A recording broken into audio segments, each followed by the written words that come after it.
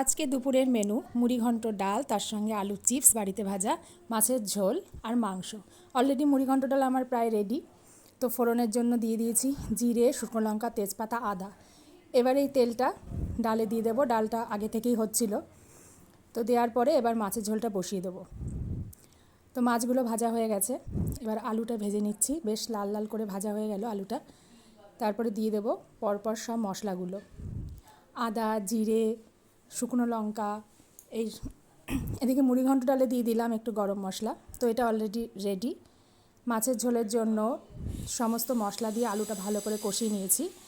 নিয়ে এবার পরিমাণ মতো গরম জল দিয়ে দেবো। একটু জিরে গুঁড়ো দিয়ে দিলাম। আদা, শুকনো লঙ্কা, জিরে, পেঁয়াজ সব কিছু দিয়ে পেস্ট করে একটা।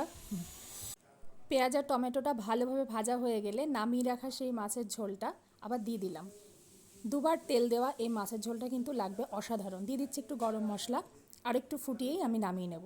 তো দেখুন অলরেডি রেডি, মাছের ঝোল রেডি, ওদিকে মুড়িঘণ্ট ডাল রেডি। এবার মাংসের জন্য আলুটা আগে ভালোভাবে ভেজে নিচ্ছি। তো আলুতে অলরেডি লবণ, হলুদ দিয়ে ভালোভাবে ভেজে তুলে নিচ্ছি।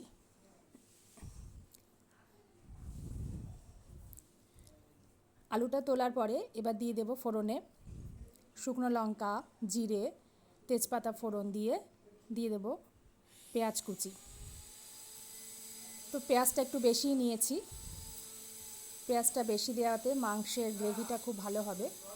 তো পেঁয়াজটা ভালোভাবে লাল লাল করে ভেজে নিয়েছি। এই দেখুন, এবার দিয়ে দিচ্ছি টমেটো কুচি। তো টমেটোটাও আবার একটু ভালো করে সিদ্ধ করার, যতটা সময় নরম না হয় তত সময় আমি কষে নিয়েছি। তারপর দিয়ে দিয়েছি ম্যারিনেট করে রাখা চিকেন।